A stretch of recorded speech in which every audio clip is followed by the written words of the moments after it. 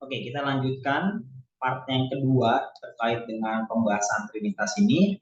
Kalau tadi part yang pertama kita sudah memperhatikan atau mempelajari bagaimana pentingnya memahami Trinitas, lalu Allah kita yang Esa, tapi yang Esa itu ada dalam tiga pribadi dan hubungan daripada ketiga pribadi itu.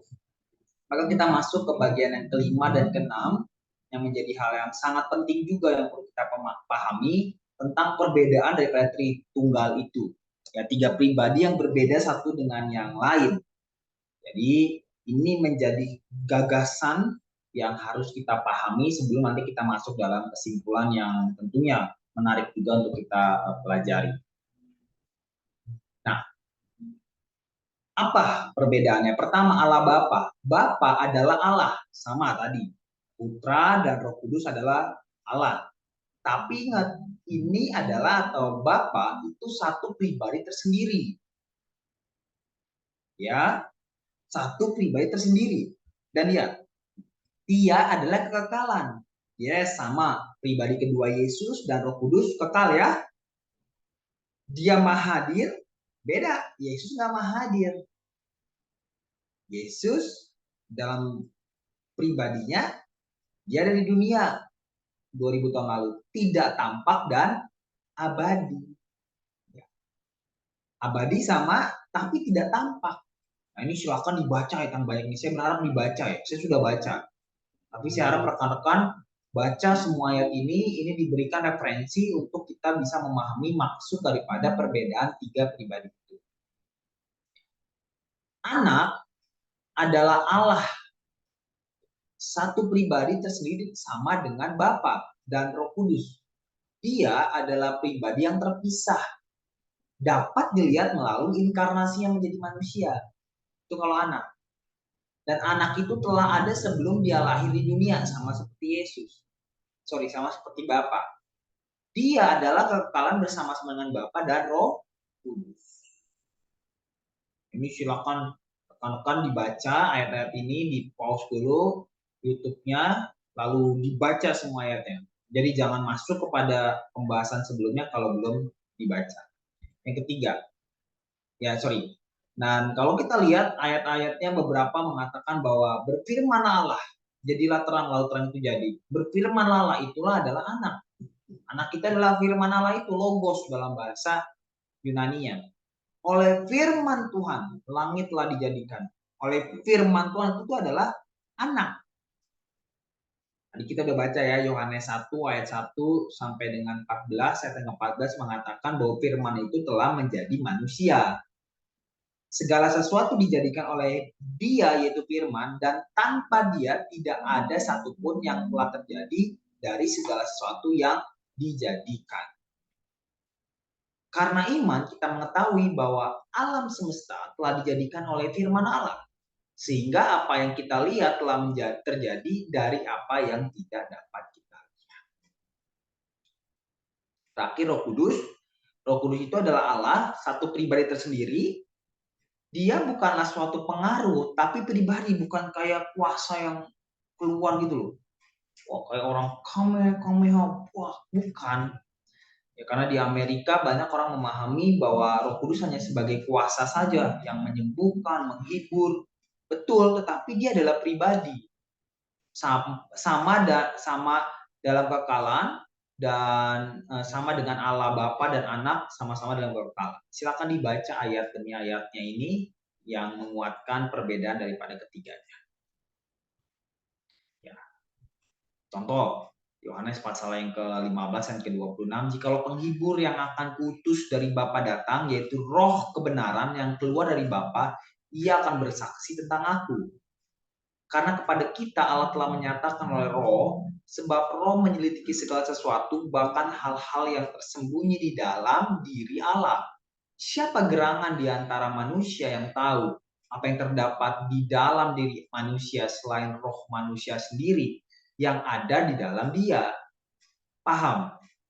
Apakah roh manusia itu berbeda dengan manusia? Kan sama. Nah, demikianlah Roh Kudus itu dengan Allah. Kita hanya mengetahui diri kita kalau roh itu, roh dalam diri kita yang memberitahu. Lalu roh dalam diri kita itu adalah apa? Diri kita.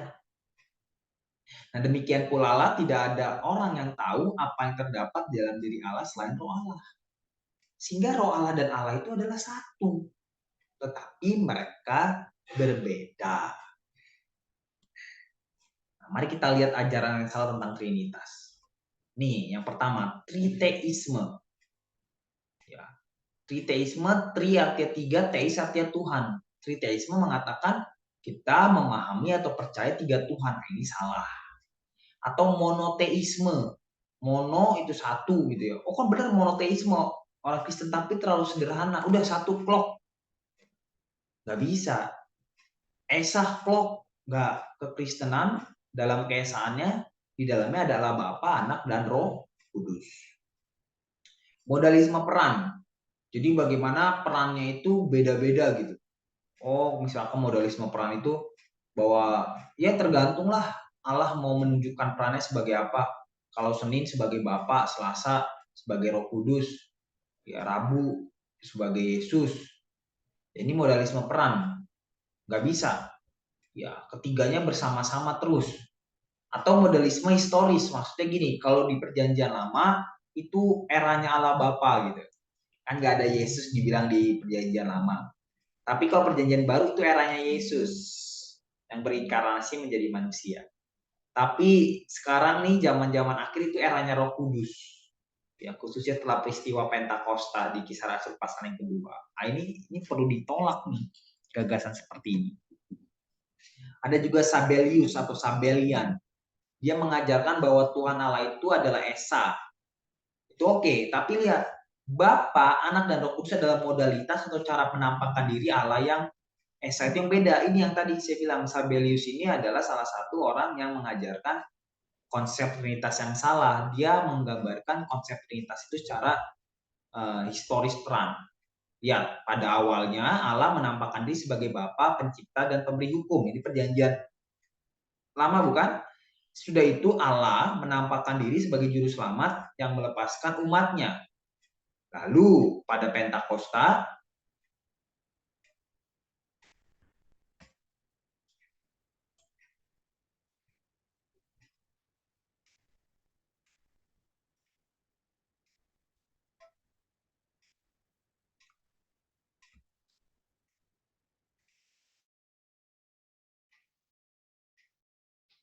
oke, saya minta maaf tadi ada jaringan yang putus.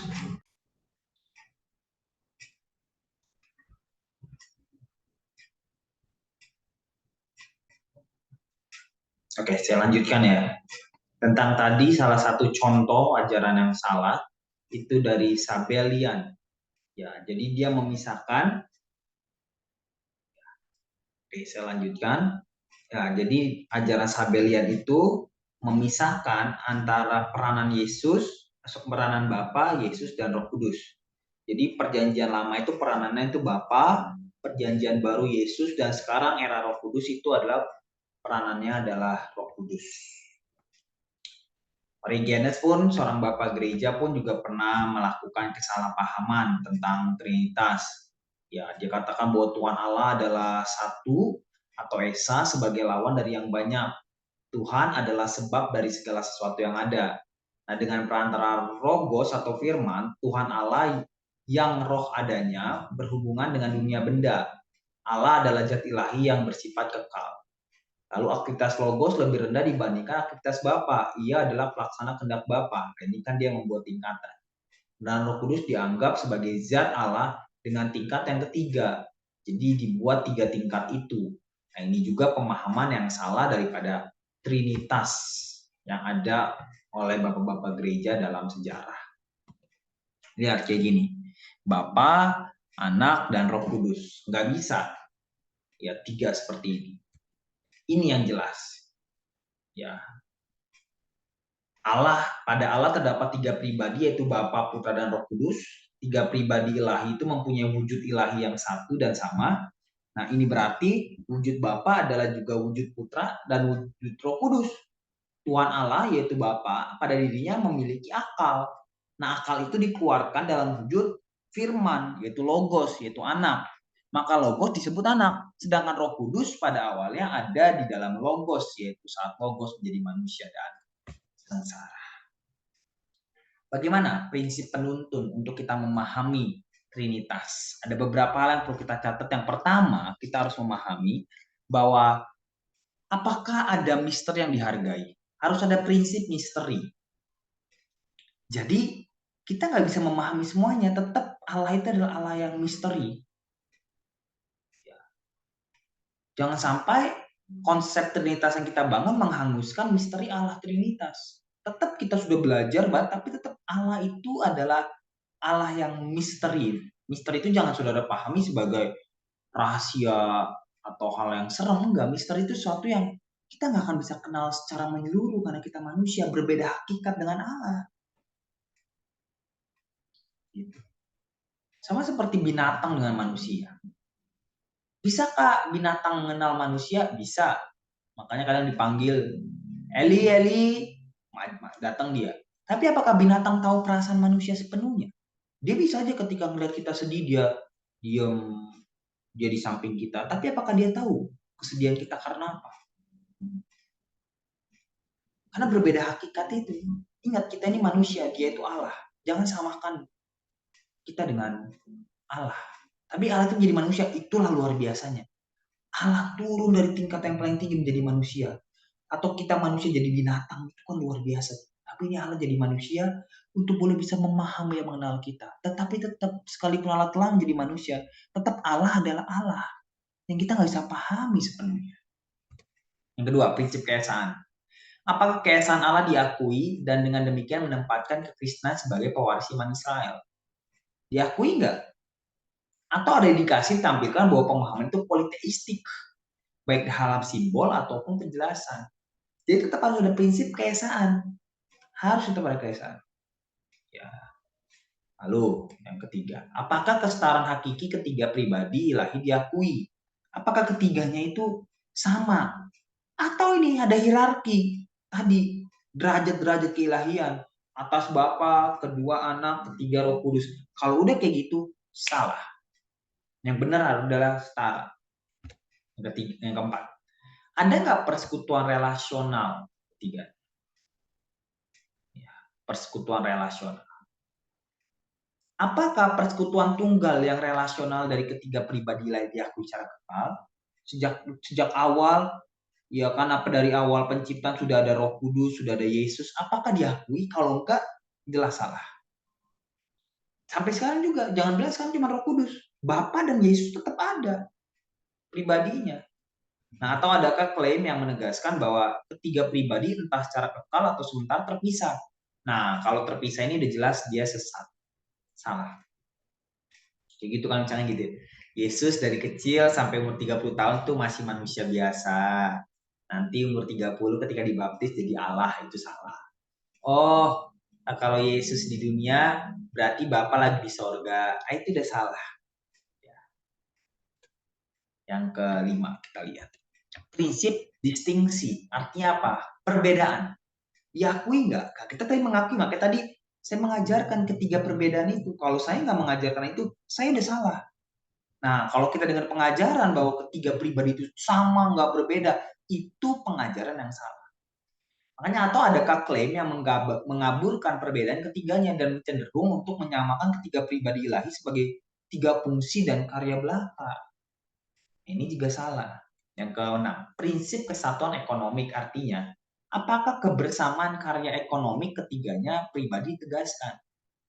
Ya, apa karya-karya mereka? Tadi saya sampaikan karya-karya mereka. Atau apakah karya ekonomi dibedakan berdasarkan fungsi setiap pribadi? Ya, tadi saya sudah katakan mereka kekal, mereka juga adalah maha kuasa, mereka juga adalah Allah. Ya, mereka ini bukan jangan mereka 1, 2, 3 ya, tapi maksudnya Allah Trinitas gitu.